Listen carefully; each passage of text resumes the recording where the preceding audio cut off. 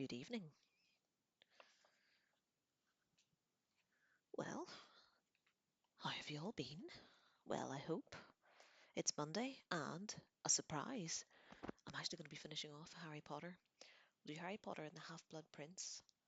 Last two chapters of that. There's only two. It's not very long. And then we'll move on to another book. I know it's Mystery Monday. Normally I would read a mystery, but I promised you the last chapters on Saturday and I just couldn't get to it. As ever, we have Nimbus live.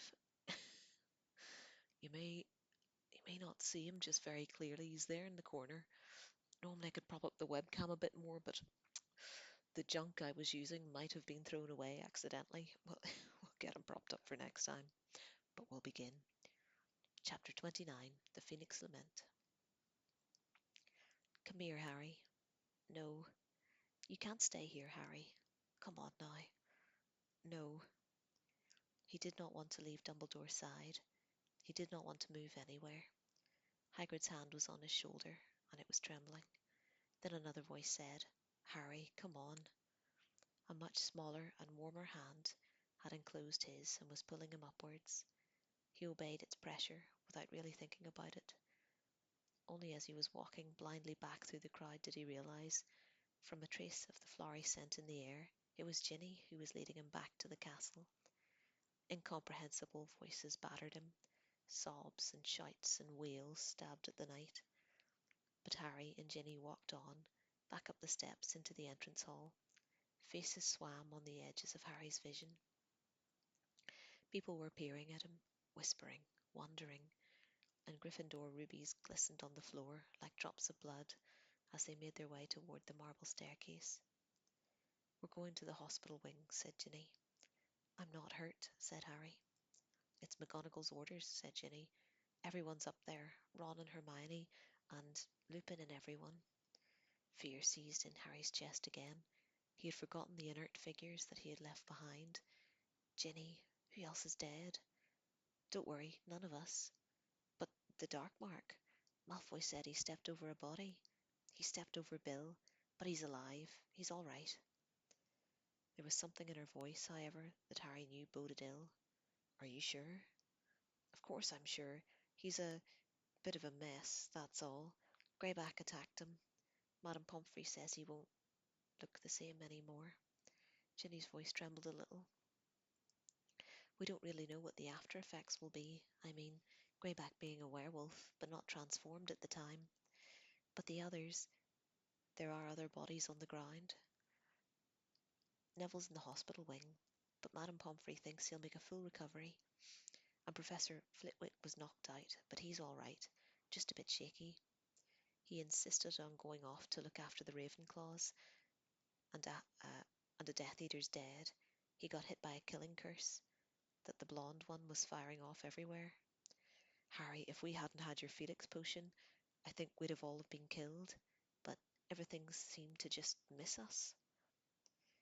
They had reached the hospital wing, pushing open the doors. Harry saw Neville lying, apparently asleep, in a bed near the door.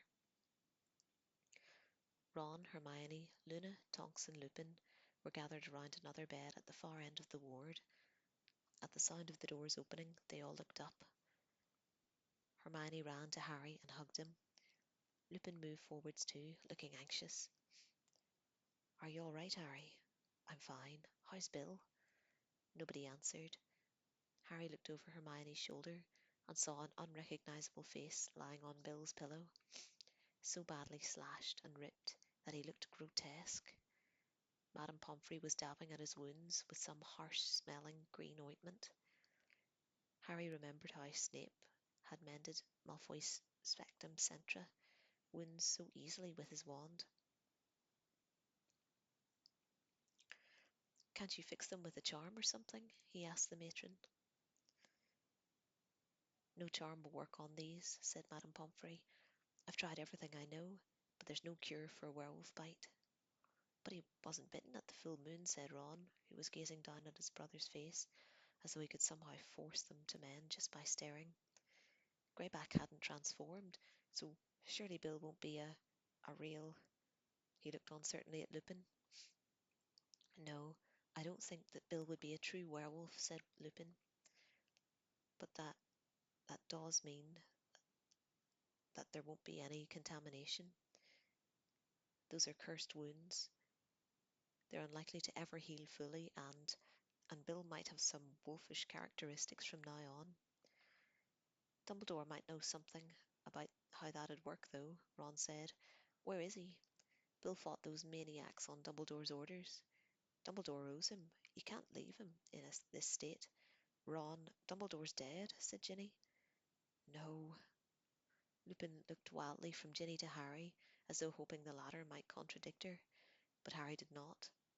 Lupin collapsed into a chair beside Bill's bed, his hands over his face.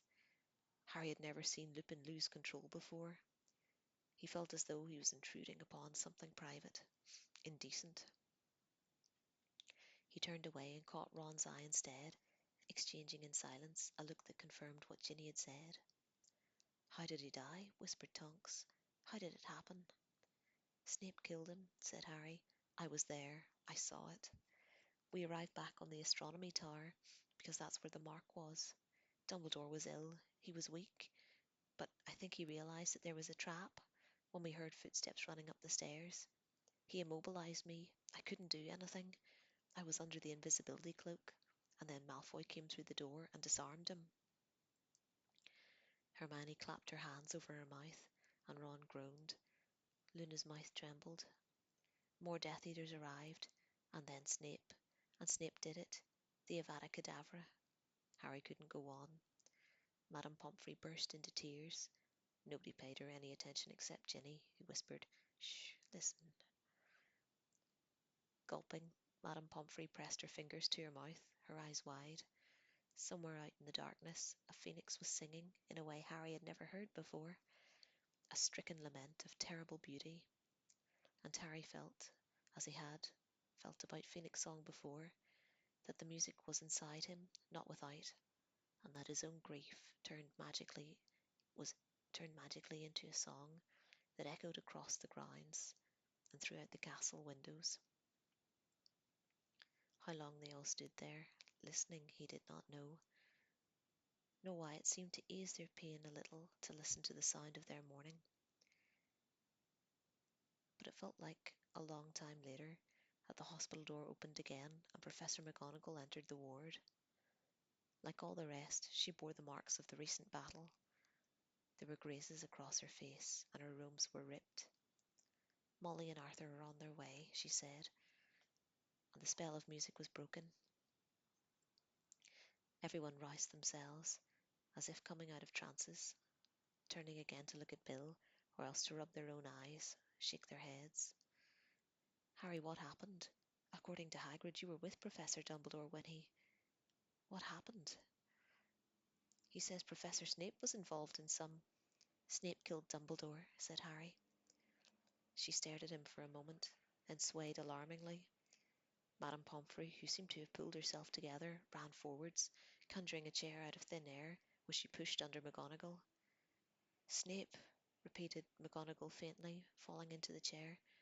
We always wondered, but he trusted, always. Snape. I can't believe it. Snape was a highly accomplished Occlumens, said Lupin, his voice uncharacteristically harsh. We all knew that.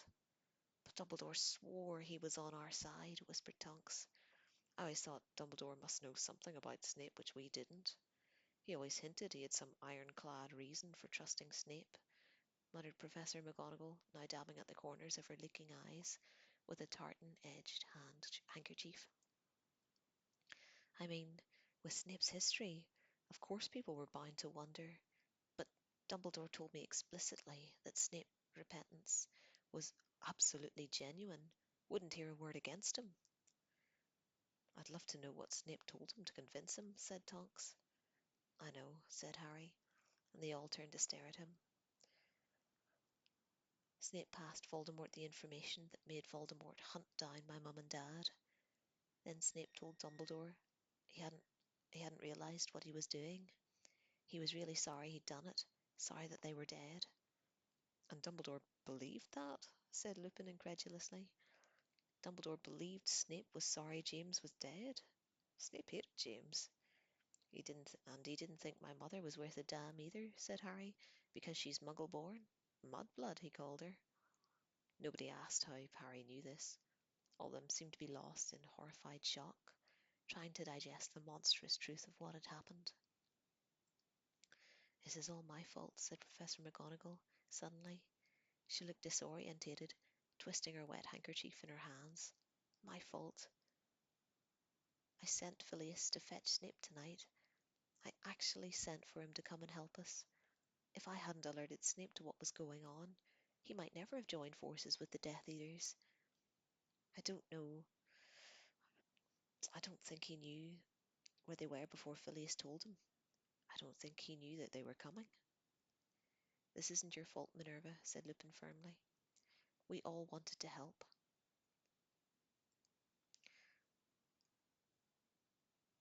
We were glad to think that Snape was on his way. So when he arrived at the fight, he joined in the Death Eater's side, asked Harry, who wanted every detail of Snape's duplicity and infamy, feverishly collecting more and more reasons to hate him, to swear vengeance. I don't know exactly how it happened, said Professor McGonagall distractedly. It's all so confusing. Dumbledore had told us that he would be leaving school for a few hours, and that we had to patrol the corridors just in case. Remus and Bill and Amphiodora were to join us, and so we patrolled. All seemed quiet. Every secret passageway out of the school was covered. We knew nobody could fly in. There were powerful enchantments on every entrance to the castle. We don't know how the Death Eaters can possibly have entered. I do, said Harry, and he explained briefly about the pair of vanishing cabinets and the magical pathway they formed. So they got in through the Room of Requirement. Almost against his will, he glanced from Ron to Hermione, both of whom looked devastated. I messed up, Harry, said Ron bleakly. We did like you told us. We checked the Marauder's map, and we couldn't see Malfoy on it, so we thought he must be in the Room of Requirement. So me and Ginny and Neville went up to keep watch on it, but Malfoy got past us. He came out of the Room of Requirement an hour after we started keeping watch, said Ginny. He was on his own, clutching an awful shriveled arm. His hand of glory, said Ron, gives light only to the holder, remember? Anyway, Ginny went on, he must have been checking whether the coast was clear to let the Death Eaters out, because the moment he saw us, he threw something into the air and it all went pitch black. Peruvian instant darkness powder, said Ron bitterly. Fred and George's. I'm going to be having a word with them about who they let buy their products. We tried everything. Lumos, Incendio, said Ginny. Nothing would penetrate the darkness. All we could do was grope our way out of the corridor again. And meanwhile, we could hear people rushing past us. Obviously, Malfoy could see because of that hand thing, and he was guiding them. But we didn't dare use any curses or anything in case we hit each other. By the time we reached the corridor, it was light, and they'd gone. Luckily, said Lupin hoarsely, Ron, Ginny, and Neville ran into us almost immediately and told us what had happened. We found the Death Eaters minutes later, heading in the direction of the astronomy tower. Malfoy obviously hadn't expected more people to be on watch. He seemed to have exhausted his supply of darkness powder. At any rate, a fight broke out. They scattered and we gave chase. One of them, Gibbon, broke away and headed to the tower stairs. To set off the mark? Asked Harry. He must have done, yes. They must have arranged that before they left the Room of Requirement, said Lupin. But I don't think Gibbon liked the idea of waiting up there alone for Dumbledore, because he came running back downstairs to rejoin the fight and was hit by a killing curse that just missed me.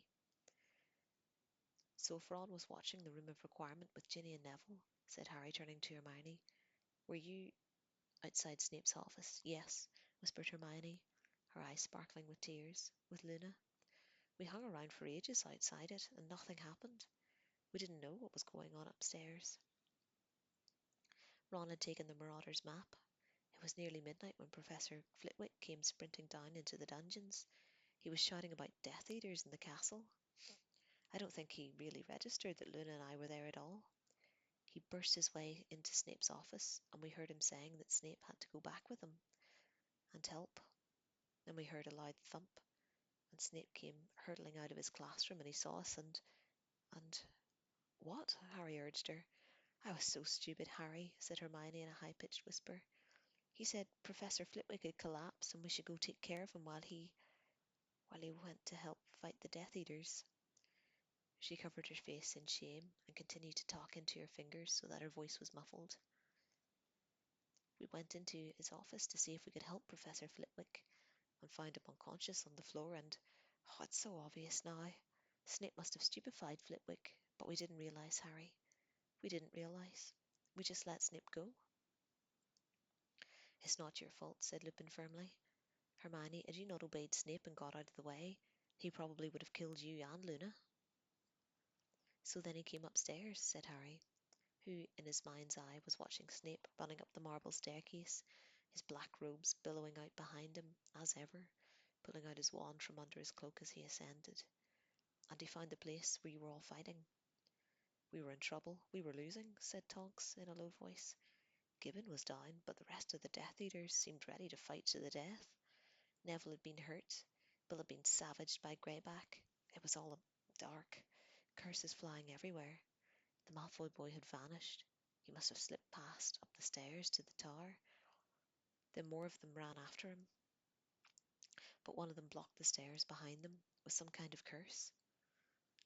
Neville ran at it and got thrown into the air. None of us could break through, said Ron, and that massive Death Eater was still firing off jinxes all over the place. They were bouncing off the walls, barely missed us. And then Snape was there, said Tonks. And then he wasn't. I saw him running towards us, but that huge Death Eater's jinx, it just missed me right afterwards, and I ducked and lost track of things, said Ginny. I saw him run straight through the cursed barrier, as though it wasn't there, said Lupin. I tried to follow him, but I was thrown back, just like Neville. He must have known a spell we didn't, whispered McGonagall. After all, he was the Defence Against the Dark Arts teacher. I just assumed that he was in a hurry to chase after the Death Eaters who'd escaped to the tower. He was, said Harry savagely, but to help them, not to stop them. And I'll bet you had to have a dark mark to get through that barrier. So what happened when he came back down? Well, the big Death Eater had just fired off a hex that caused half the ceiling to fall in, and also broke the curse blocking the stairs, said Lupin. So we all ran forwards, those of us who were still standing anyway, and then Snape and the boy emerged out of the dust. Obviously none of us attacked them. We just let them pass, said Tonks in a hollow voice. We thought they were being chased by the Death Eaters, and the next thing the other Death Eaters and Greyback were there, and we were fighting again. I thought I heard Snape shout something, but I don't know what. He shouted, "It's over," said Harry. He'd done what he'd meant to do. They all fell silent. Fawkes's lament was still echoing over the dark grounds outside. As the music reverberated upon the air, unbidden, unwelcome thoughts sunk into Harry's mind. Had they taken Dumbledore's body from the foot of the tower yet? What would be next? Where would it rest? He clenched his fist tightly in his pocket. He could feel the small, cold lump of the fake Horcrux against his knuckles of his right hand. The doors of the hospital wing burst open, making them all jump. Mr. and Mrs. Weasley were standing up in the ward, Fleur just behind them, her beautiful face terrified. "Molly, Arthur," said Professor McGonagall, jumping up to greet them. "I'm so sorry." "Bill," whispered Mrs. Weasley, darting past Professor McGonagall, as she caught sight of Bill's mangled face. "Oh, Bill." Lupin and Tonks had gotten up hastily and retreated so that Mr. and Mrs. Weasley could get nearer the bed.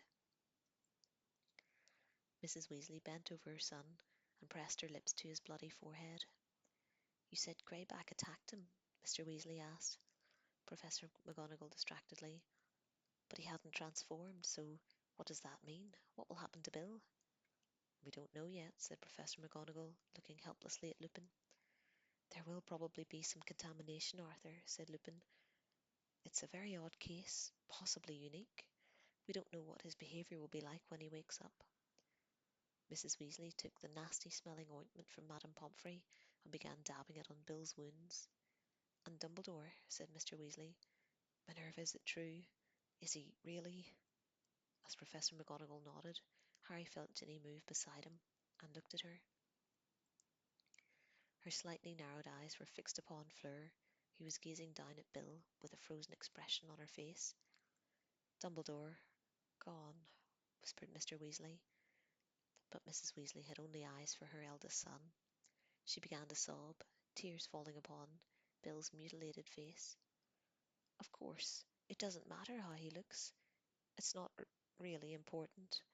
But he was very handsome, little boy, always very handsome. He was going to be married. And what do you mean by that? Said Fleur suddenly and loudly. What do you mean he was going to be married? Mrs. Weasley's tear-stained face looked startled. Well, only that. You think Bill would not wish to marry me any more? Demanded Fleur. You think because of these bites he will not love me? No, that's not what I... Because he will, said Fleur, drawing herself up to her full height and throwing back her long mane of silver hair. It will take more than a werewolf to stop Bill loving me. Well, yes, I'm sure, said Mrs. Weasley, but I thought perhaps, given how he... You thought I would not wish to marry him? Or perhaps you hoped? Said Fleur, her nostrils flaring. What do I care how he looks? I am going. I'm good-looking enough for the both of us, I think.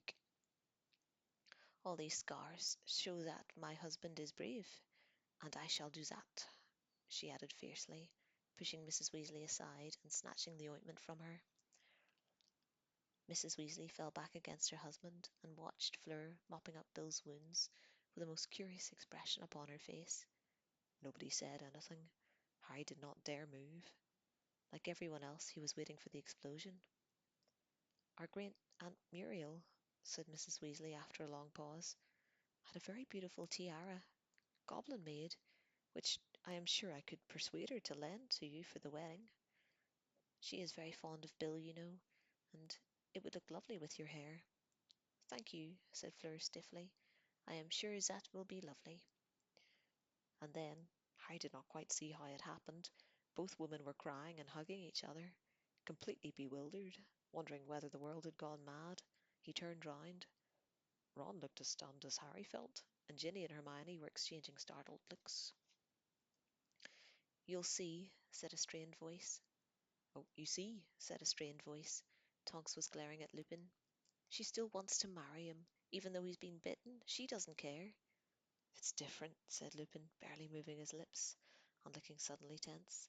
Bill will not be a full werewolf. The cases are completely...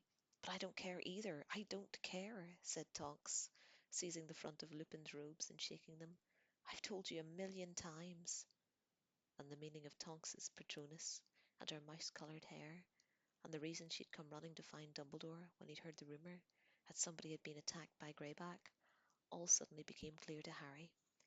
It had not been Sirius that Tonks had fallen in love with, after all. I've told you 1,000,000 times, said Lupin, refusing to meet her eyes, staring at the floor. I'm far too old for you, too poor, too dangerous. You've said all along that you're taking a ridiculous line on this, Remus, said Mrs. Weasley over Fleur's shoulder as she patted her on the back. I'm not being ridiculous, said Lupin steadily. Tonks deserves somebody young and whole. But she wants you, said Mrs. Weasley, with a small smile. And after all, Remus, young and whole men do not necessarily remain so. She gestured sadly at her son, lying between them. That is, this is not the moment to discuss it, said Lupin, avoiding everyone's eyes and looking around distractedly. Dumbledore is dead. Dumbledore would have been happier than anyone to think that there was a little more love in the world, said Professor McGonagall curtly, just as the hospital doors opened again and Hagrid walked in. The little of his face that was not obscured by hair or beard was soaking and swollen.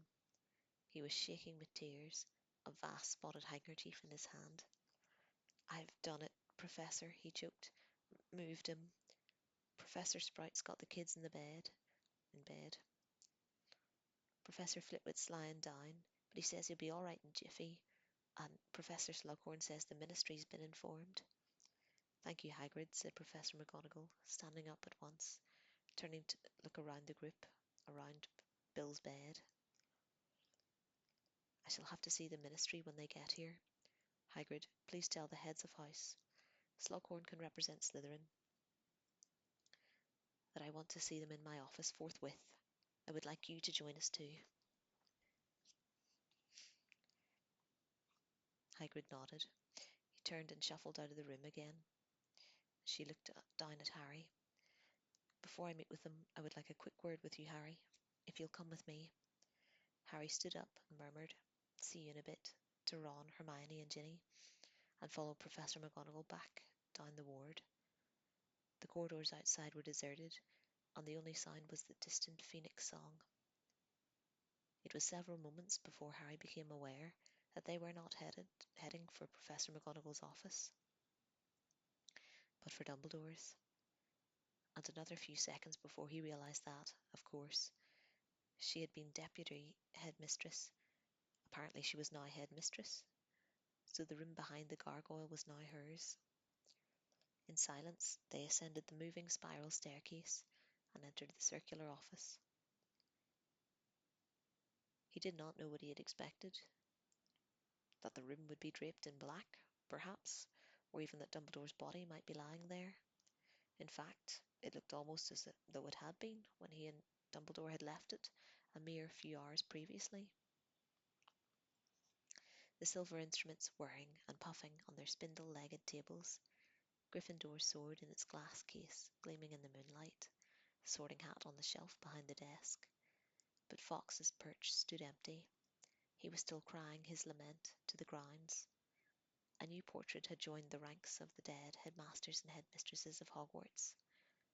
Dumbledore was slumbering in a golden frame over the desk, his half-moon spectacles perched upon his crooked nose, looking peaceful and untroubled. After glancing once at his portrait, Professor McGonagall made an odd movement, as though steeling herself, then rounded the desk to look at Harry, her face taut and lined. "Harry," she said, "I would like to know what you and Professor Dumbledore were doing this evening when you left the school." "I can't tell you that, Professor," said Harry.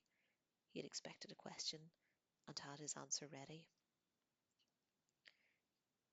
It had been here, in this very room, that Dumbledore had told him that he was to confide the contents of their lessons to nobody but Ron and Hermione. "Harry, this might be important," said Professor McGonagall. "It is," said Harry. "Very. But he didn't want me to tell anyone." Professor McGonagall glared at him. "Potter," Harry registered the renewed use of his surname, "in light of Professor Dumbledore's death, I think you must see that the situation has changed somewhat." "I don't think so," said Harry, shrugging. "Professor Dumbledore never told me to stop following his orders if he died. But there's one thing you should know before the Ministry gets here, though. Madame Rosmerta is under the Imperius curse, and she was helping Malfoy and the Death Eaters. That's how the necklace and the poisoned mead—" "Rosmerta?" said Professor McGonagall incredulously. But before she could go on there was a knock at the door behind them, and Professor Sprout, Flitwick, and Slughorn traipsed into the room, followed by Hagrid, who was still weeping copiously. His huge frame trembled with grief. "Snape!" ejaculated Slughorn, who looked almost shaken, pale, and sweating. "Snape! I taught him. I thought I knew him." Before any of them could respond to this, a sharp voice spoke from high on the wall. A sallow-faced wizard, with a short black fringe, had just walked into the empty canvas. "Minerva, the Ministry will be here within seconds. He has just disapparated from the Ministry." "Thank you, Everard," said Professor McGonagall, and she turned to face the teachers.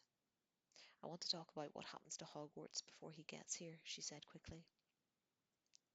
Personally, I am not convinced that the school should reopen next year. The death of the headmaster at the hands of one of our colleagues is a terrible stain upon Hogwarts history. It is horrible. I'm sure Dumbledore would have wanted the school to remain open, said Professor Sprite. I feel that if a single pupil wants to come, then the school ought to remain open for that pupil. But will we have a single pupil after this? Said Slughorn, now dabbing his sweating brow with a silken handkerchief. Parents will want to keep their children at home, and I can't say I blame them. Personally, I don't want. I don't think that we're in more danger. I think we're in more danger at Hogwarts than we are anyone else. But you can't expect mothers to think like that. They'll want to keep their families together. It's only natural. I agree, said Professor McGonagall. And in any case, it's not true to say that Dumbledore never envisioned a situation in which Hogwarts might close. When the Chamber of Secrets reopened, he considered the closure of the school, and I must say that Professor Dumbledore's murder is more disturbing to me than the idea of Slytherin's monster living undetected in the bowels of the castle. We must consult with the governors, said Professor Flitwick in a squeaky little voice. He had a large bruise on his forehead, but seemed otherwise unscathed by his collapse in Snape's office. We must follow the established procedures. A decision should not be made hastily. Hagrid, you haven't said anything, said Professor McGonagall. What are your views? Ought Hogwarts to remain open? Hagrid, who was weeping silently into his large spotted handkerchief throughout the conversation, now raised his red, puffy eyes and croaked, I don't know, Professor. As for the heads of house and head mistresses to decide. Professor Dumbledore always valued your views, said Professor McGonagall kindly, and so do I. Well, I'm staying, said Hagrid, fat tears leaking out of the corners of his eyes and trickling down onto his tangled beard. It's me home. It's been me home since I was 13, and if there's kids who want me to teach them, I'll do it. But I don't know, Hogwarts without Dumbledore? He gulped and disappeared behind his handkerchief once more, and there was silence. Very well, said Professor McGonagall, glancing out the window into the grounds, checking to see whether the minister was yet approaching. Then I must agree with Phileas. The right thing to do is to consult with the governors, who will take the final decision. Now, as to getting the students home, there is an argument for doing it sooner rather than later. We should arrange for the Hogwarts Express to come tomorrow, if necessary. What about Professor Dumbledore's funeral? Said Harry, speaking at last. Well, said Professor McGonagall, losing a little of her briskness as her voice shook. I know it was Dumbledore's wish to be laid to rest here at Hogwarts. Then that's what'll happen, isn't it? Said Harry fiercely. If the Ministry thinks it's appropriate, said Professor McGonagall. No other headmaster or headmistress has ever been. No other headmaster or headmistress has ever given more to this school, growled Hagrid. Hogwarts should be Dumbledore's final resting place, said Professor Flitwick. Absolutely, said Professor Sprite. And in that case, said Harry, you shouldn't send the students home until the funeral's over. They'll want to say. The last word caught in his throat, but Professor Sprite completed the sentence for him. Goodbye. Well said, squeaked Professor Flitwick. Well said indeed. Our students should pay tribute. It is fitting. We can arrange transport home afterwards. Seconded, barked Professor Sprite. I suppose, yes, said Slughorn, in a rather agitated voice, while Hagrid let out a strangled sob of assent. He's coming, said Professor McGonagall suddenly, gazing down into the grounds. The minister, and by the looks of it, he's brought a delegation. Can I leave, Professor? Said Harry at once. He had no desire at all to see or be interrogated by Rufus Scrimgeour tonight. You may, said Professor McGonagall, and quickly. She strode towards the door and held it open for him. He sped down the spiral staircase and off into the deserted corridor. He'd left his invisibility cloak at the top of the astronomy tower, but it did not matter. There was nobody in the corridors to see him pass, not even Filch, Mrs. Norris, or Peeves. He met not another soul until he turned into the passage into the Gryffindor common room. Is it true? Whispered the fat lady as he approached. Is it really true? Dumbledore dead? Yes, said Harry. She let out a wail and, without waiting for the password, swung forward to admit him. As Harry had suspected it would be, the common room was jam-packed. The room fell silent as he climbed through the portrait hole. He saw Dean and Seamus sitting in a group nearby. That meant that the dormitory must be empty, or nearly so.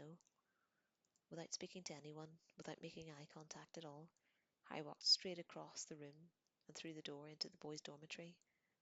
As he had hoped, Ron was waiting for him, still fully dressed, sitting on his bed.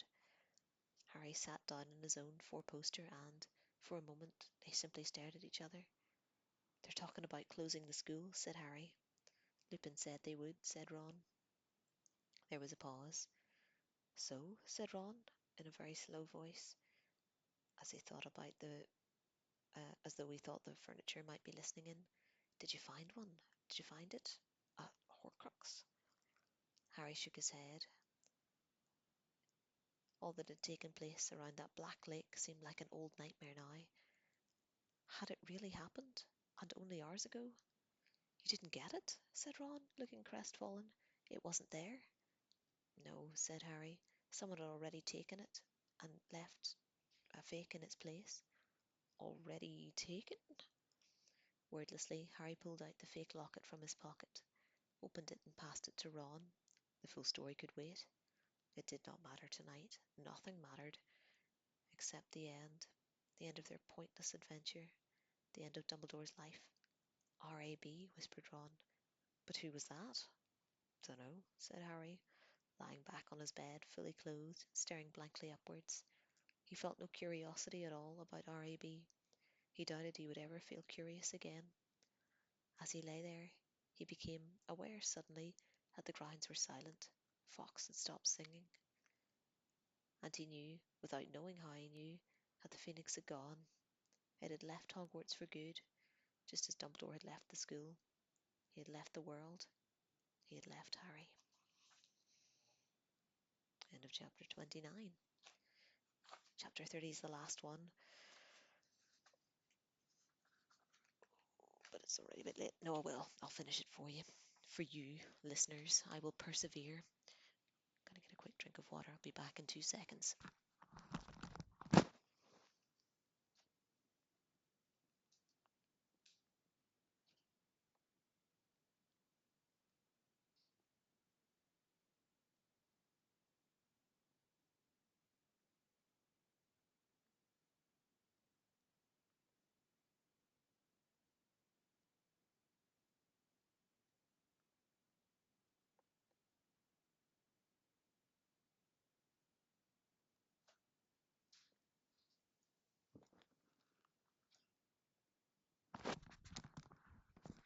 I've been informed by a reliable source that he is asleep in his wheel.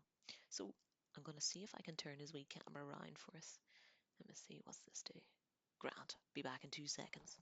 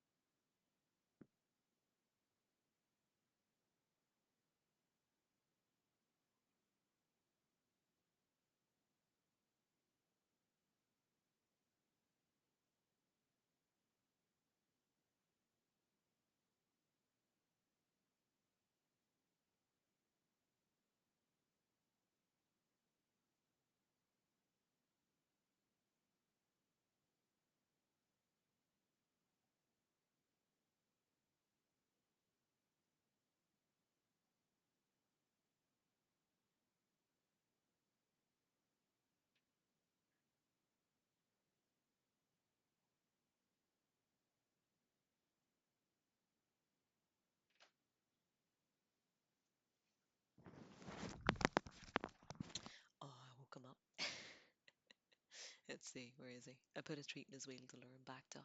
That's a better angle anyway.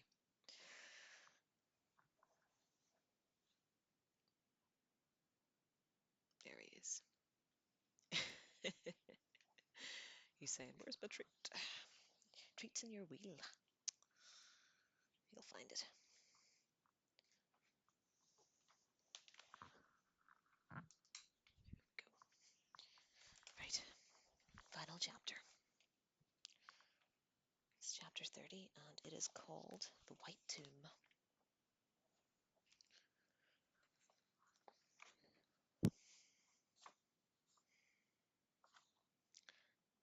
All lessons were suspended, all examinations postponed. Some students were hurried away from Hogwarts by their parents over the next couple of days. The Pattle twins were gone before breakfast on the morning following Dumbledore's death, and Zacharias Smith was escorted from the castle by his haughty-looking father. Seamus Finnegan, on the other hand, refused point-blank to accompany his mother home. They had a shouting match at the entrance of the hall, which was resolved when she agreed that he could remain behind for the funeral. She had difficulty in finding a bed in Hogsmeade. Seamus told Harry and Ron, for wizards and witches were pouring into the village, preparing to pay their respects to Dumbledore. Some excitement was caused among the younger students, who had never seen it before, when a powder blue carriage, the size of a house, pulled by a dozen giant-winged palominos, came soaring out of the sky in the late afternoon before the funeral, and landed on the edge of the forest. Harry watched from a window as a gigantic and handsome, olive-skinned, black-haired woman descended the carriage steps and threw herself into the waiting Hagrid's arms. Meanwhile, a delegation of ministry officials, including the Minister for Magic himself, was being accommodated within the castle, and Harry was diligently avoiding contact with any of them. He was sure that, sooner or later, he would be asked again to account for Dumbledore's last excursion from Hogwarts. Harry, Ron, Hermione, and Ginny were spending all of their time together. The beautiful weather seemed to mock them. Harry could imagine how it would have been if Dumbledore had not died, and they had their time together at the very end of year. Ginny's exams finished, the pressure of homework lifted, and hour by hour he was putting off saying the thing he knew he must say, doing what he knew it was right to do, because it was too hard to forgo his best source of comfort. They visited the hospital wing twice a day. Neville had been discharged, but Bill remained under Madame Pomfrey's care. His scars were as bad as ever. In truth, he now bore a distinct resemblance to Mad-Eye Moody, although, thankfully, with both of his eyes and legs, but in personality he seemed just the same as ever. All that appeared to have changed was that he now had a great liking for very rare steaks. "So it's lucky he is marrying me," said Fleur happily, plumping up Bill's pillows, "because the British overcook their meat, and I have always said this." "I suppose I'm just going to have to accept that he really is going to marry her," sighed Ginny later that evening, as she, Harry, Ron, and Hermione sat beside the open window of the Gryffindor common room, looking out over the twilit grounds. "She's not that bad," said Harry. "Ugly, though," he added, hastily, as Ginny raised her eyebrows, and she let out a reluctant giggle. "Well, I suppose if Mum can stand it, I can." "Anyone else we know died?" Ron asked Hermione, who was pursuing the Evening Prophet. Hermione winced at the forced toughness in his voice. "No," she said reprovingly, folding the newspaper. "They're still looking for Snape, but no sign." "Of course there isn't," said Harry, who became angry every time the subject cropped up. "They won't find Snape till they find Voldemort. And seeing if they've never managed to do that all this time." "I'm going to go to bed," yawned Ginny. "I haven't been sleeping well since I could do with some sleep." She kissed Harry. Ron looked away pointedly, waving at the other two, and departed for the girls' dormitories. There was a moment, and the door closed behind her. Hermione leaned towards Harry, with a most Hermione-ish look on her face. "Harry, I found something out this morning in the library." "R.A.B.?" said Harry, sitting up straight. He did not feel the way he had done so often before, excited, curious, burning to get to the bottom of a mystery. He simply knew that the task of discovering the truth about the real Horcrux, had to be completed before he could move a little further along in the dark, winding path stretching before him. The path that he and Dumbledore had set out upon together, and which he knew he would have to journey alone. There might still be as many as 4 Horcruxes out there somewhere, which would need to be found and eliminated, before there was even a possibility that Voldemort could be killed.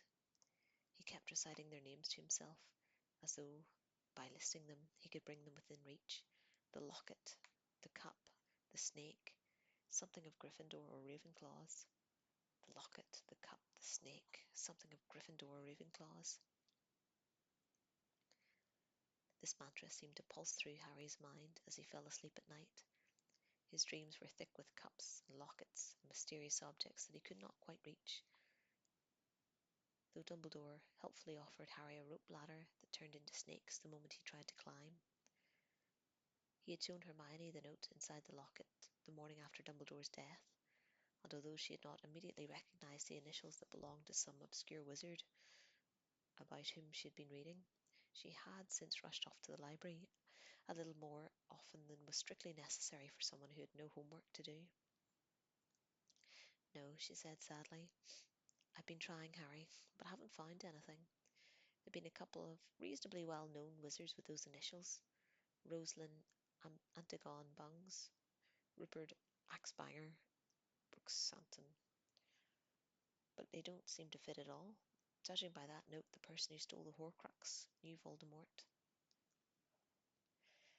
And I can't find a shred of evidence that Bangs or Axbanger ever had anything to do with them. No, actually, it's about, well, Snape." She looked nervous, and even saying the name again. "What about him?"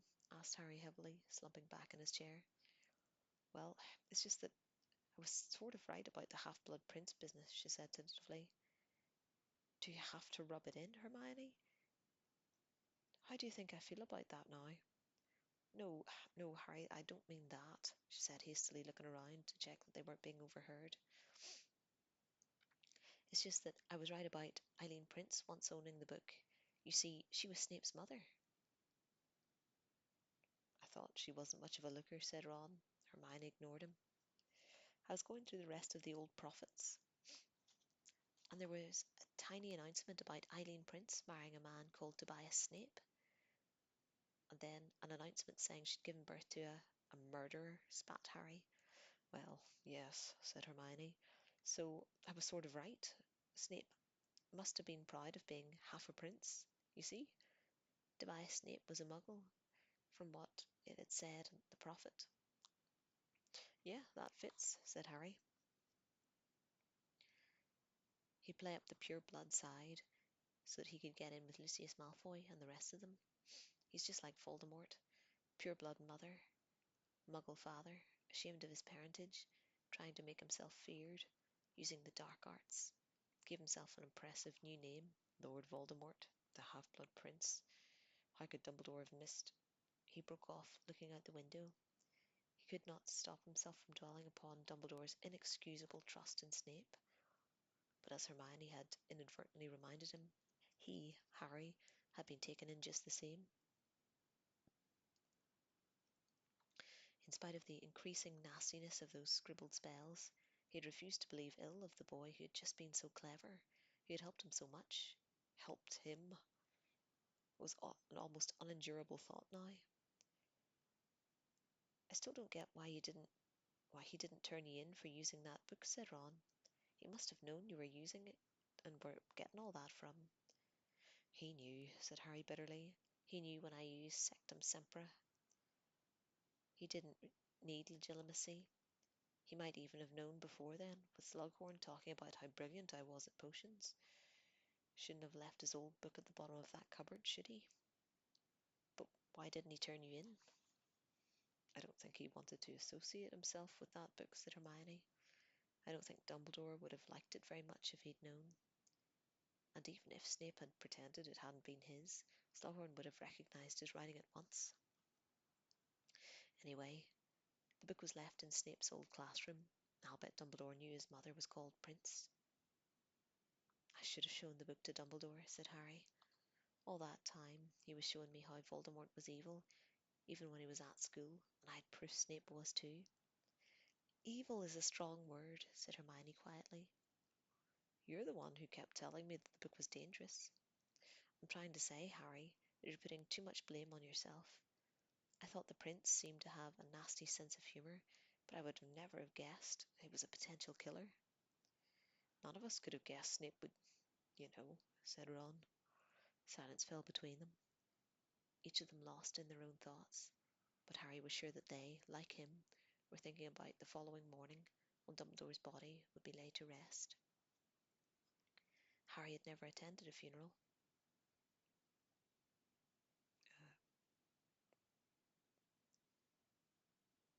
I was looking at Nimbus, lost my place.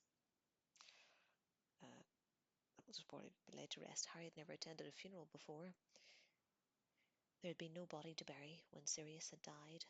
He did not know what to expect, and he was a little worried about what he might see, about how he would feel. He wondered whether Dumbledore's death would be more real to him once the funeral was over. Although he had moments when the horrible fact of it threatened to overwhelm him, there were blank stretches of numbness where, despite the fact that nobody was talking about anything else in the whole castle, he still found it difficult to believe that Dumbledore had actually gone.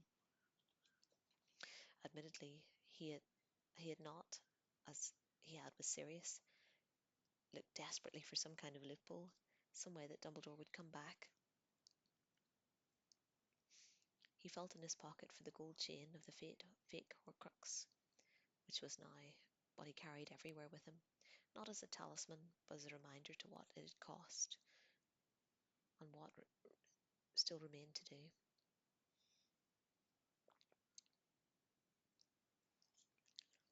Harry rose early to pack the next day.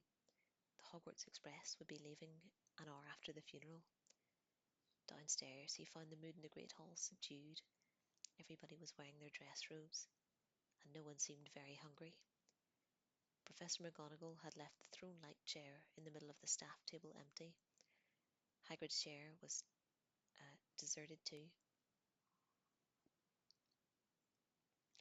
Harry thought that perhaps he had not been able to face breakfast, but Professor Snape's place had been unceremoniously filled by Rufus Scrimgeour. Harry avoided his yellowish eyes as he scanned the hall. Harry had felt uncomfortable that Scrimgeour was looking at him.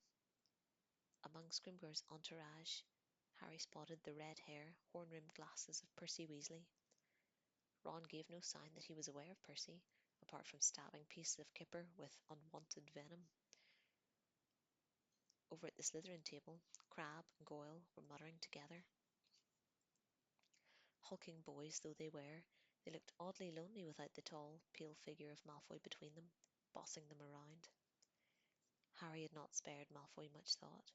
His animosity was all for Snape, but he had not forgotten the fear in Malfoy's voice on that tower top, nor the fact that he had lowered his wand before the other Death Eaters arrived. Harry did not believe that Malfoy would have killed Dumbledore. He despised Malfoy, still for all his infatuation with the dark arts, but now the tiniest drop of pity mingled with his dislike. Where Harry wondered, was Malfoy now where he was now, and what was Voldemort making him do under threat of killing him and his parents? Harry's thoughts were interrupted by a nudge in the ribs from Ginny. Professor McGonagall had risen to her feet, and the mournful hum of the hall died away at once. "It's nearly time," she said. "Please follow your heads of house into the grounds. Gryffindors, after me." They filed out from the grounds, their benches in near silence. Harry glimpsed Slughorn at the head of the Slytherin column, wearing magnificent long emerald green robes embroidered with silver. He had never seen Professor Sprout, head of the Hufflepuffs, looking so clean.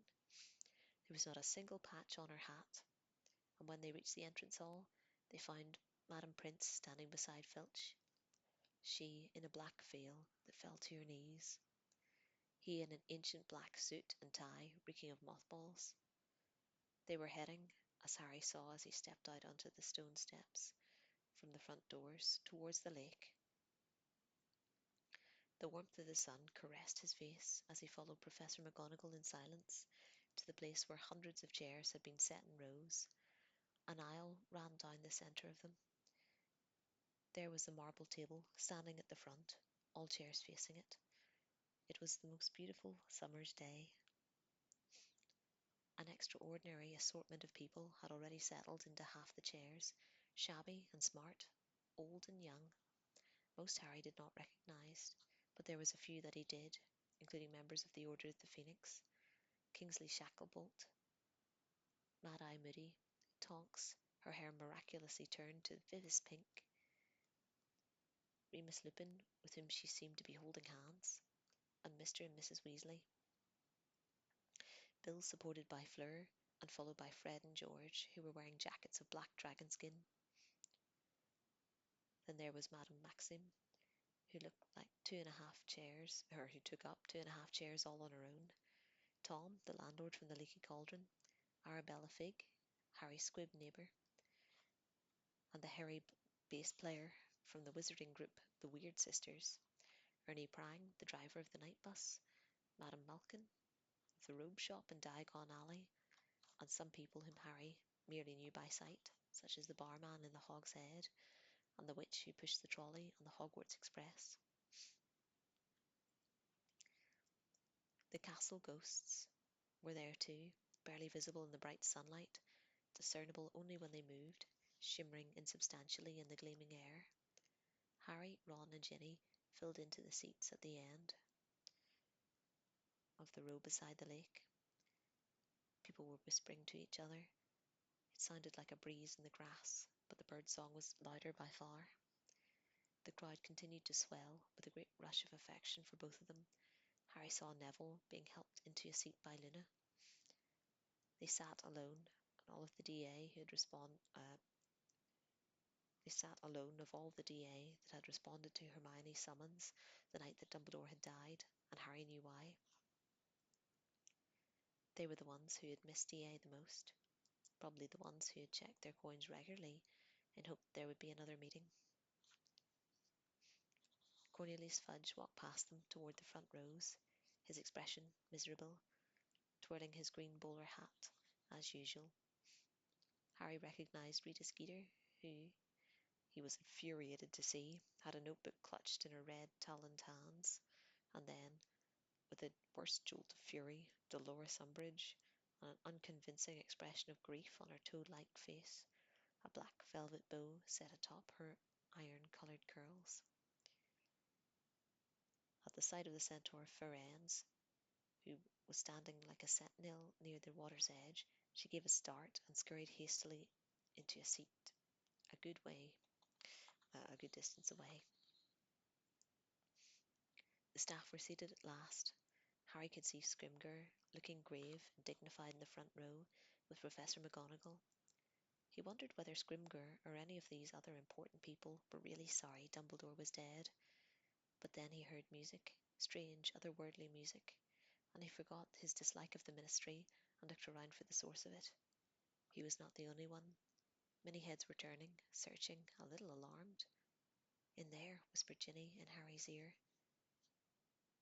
and he saw them in the clear, green, sunlit water, inches below the surface, reminding him horribly of the Inferi, a chorus of mer-people singing a strange language that he did not understand, their pallid faces rippling, their purplish hair flowing all around them.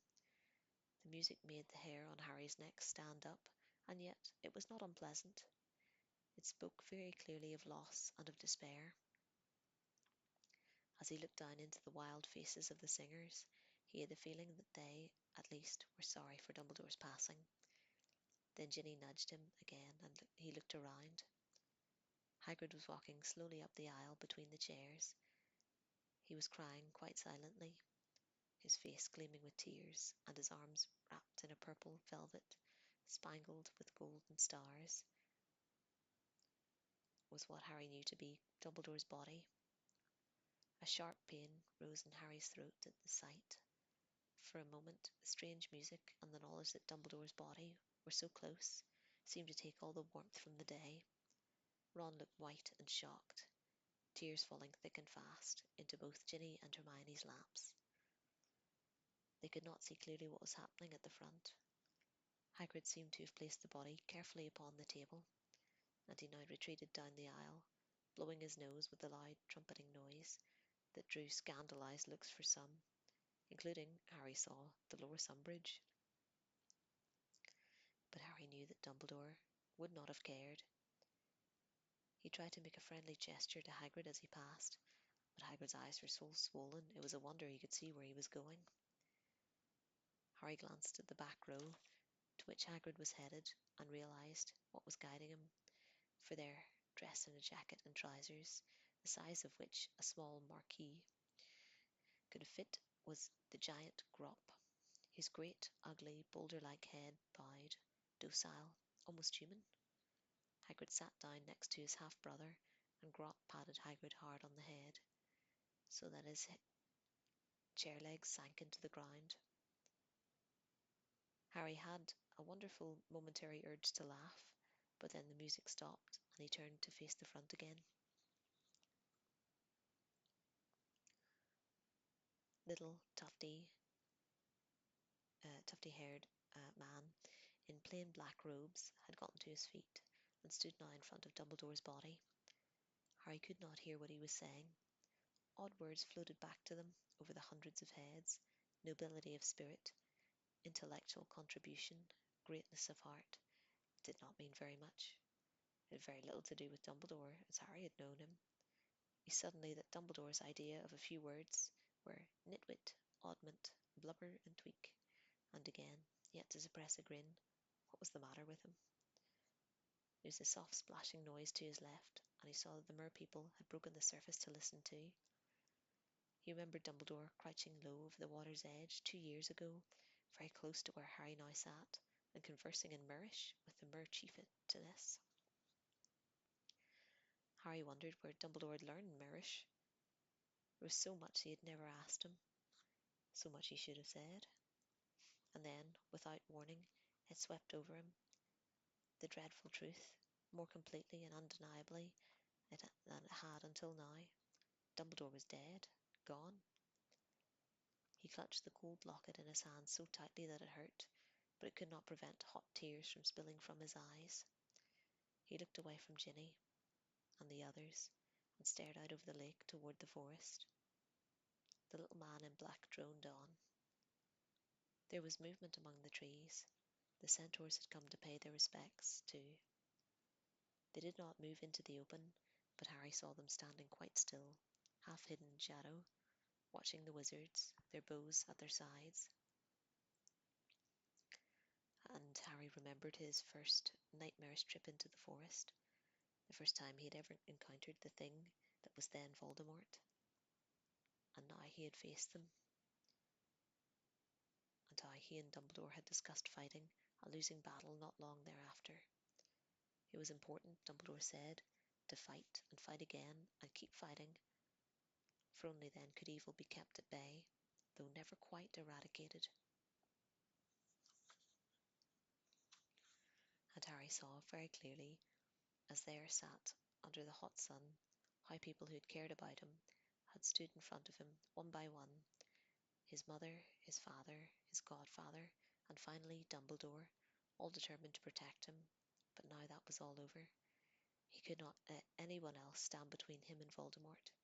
He must abandon forever the illusion he ought to have lost at the age of 1, that the shelter of a parent's arms meant nothing could hurt him.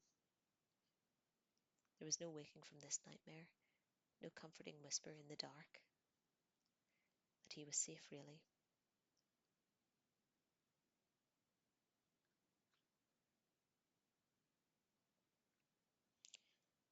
That was all in the imagination.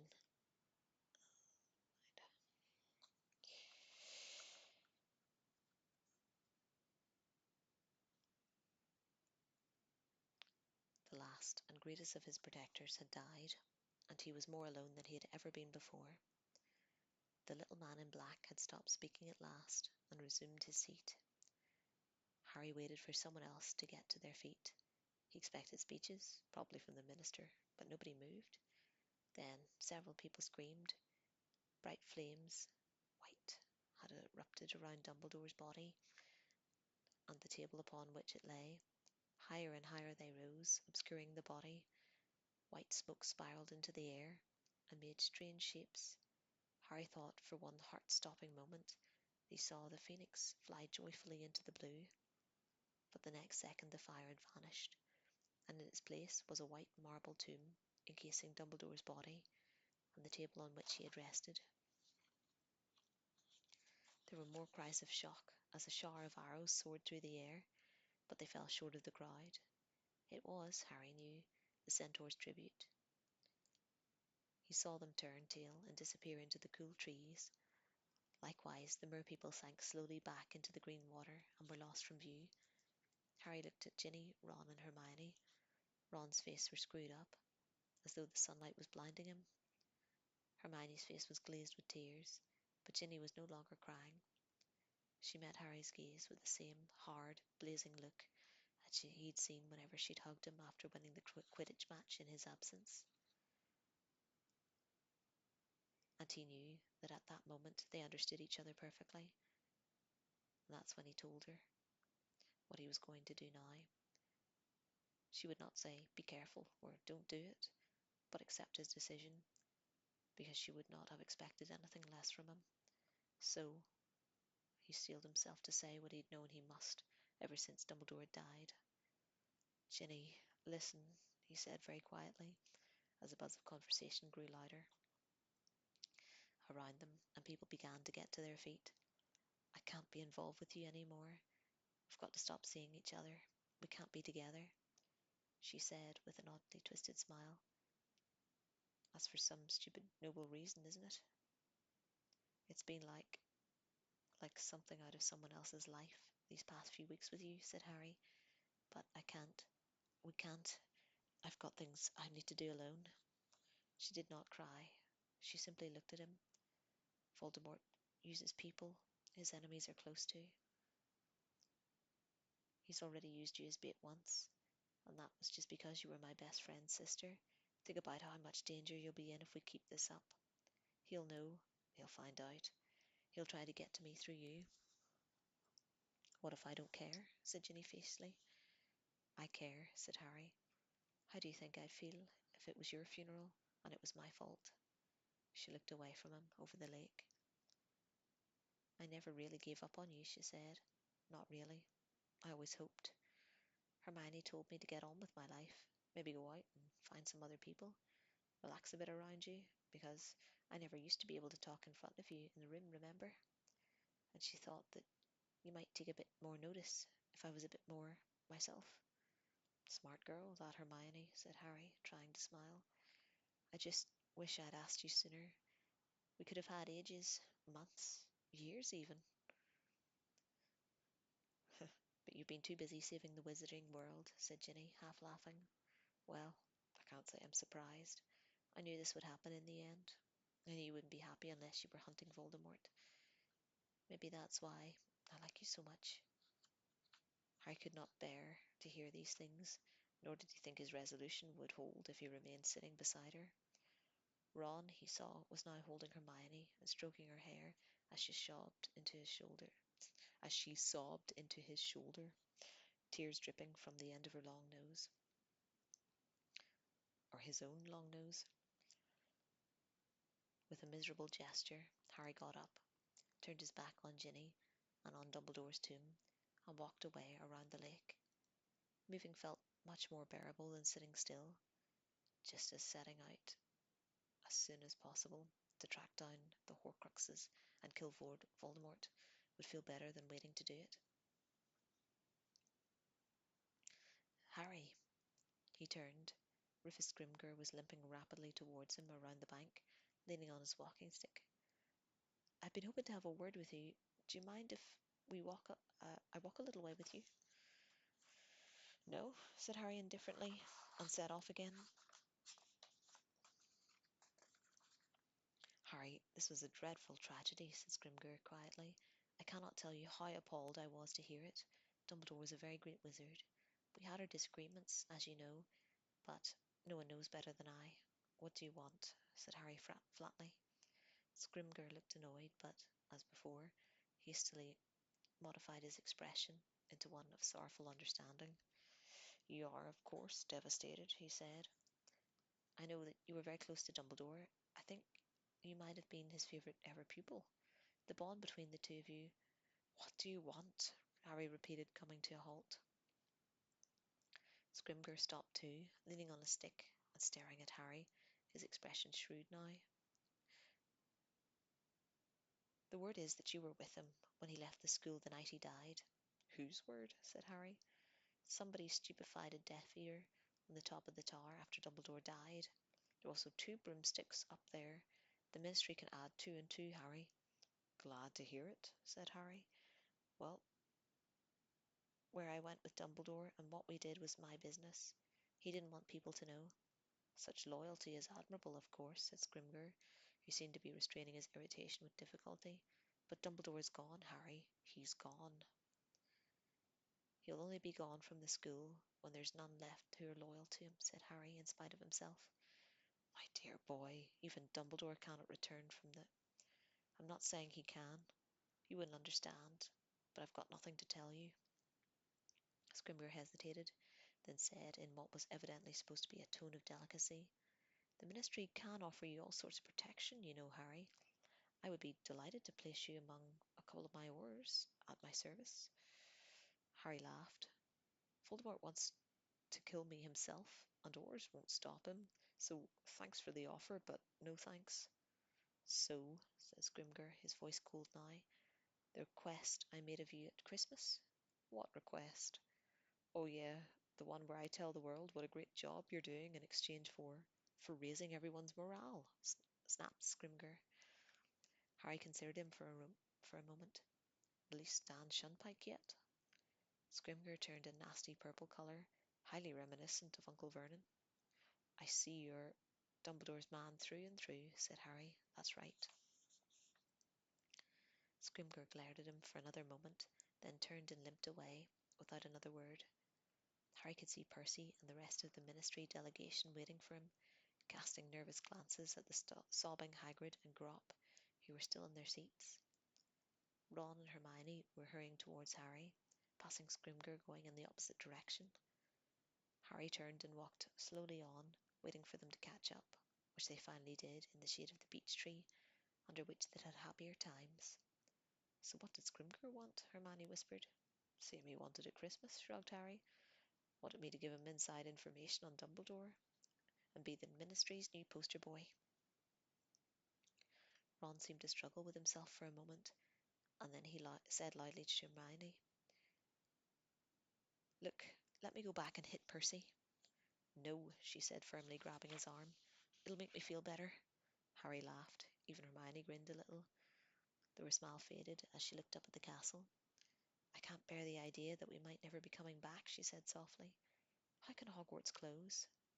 Maybe it won't, said Ron. Maybe we're not in any danger here. Maybe, or more danger than we are at home.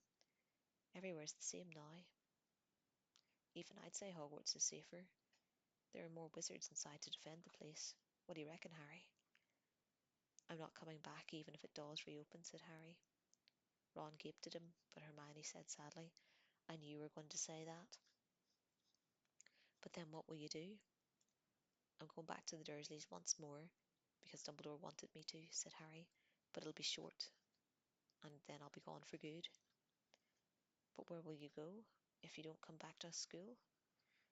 I thought I might go to Godric's Hollow, said Harry, muttering. He had had the idea in his head ever since the night of Dumbledore's death. For me, it started there, all of it. I've just got a feeling I need to go there, and I can visit my parents' graves. I'd like that. Yeah, and then what? Asked Ron. Then I've got to track down the rest of these Horcruxes, haven't I? Said Harry, his eyes upon Dumbledore's white tomb, reflected in the water on the other side of the lake. That's what he wanted me to do. That's what he told. That's why he told me all about them. If Dumbledore was right, and I'm sure he was, that there are 4 of them out there, I've got to find them and destroy them, and then I've got to go after the 7th bit of Voldemort's soul, the bit that's still in his body, and I'm the only one who can kill him. And if I meet Severus Snape along the way, he added, so much the better for me, so much the worse for him. There was a long silence.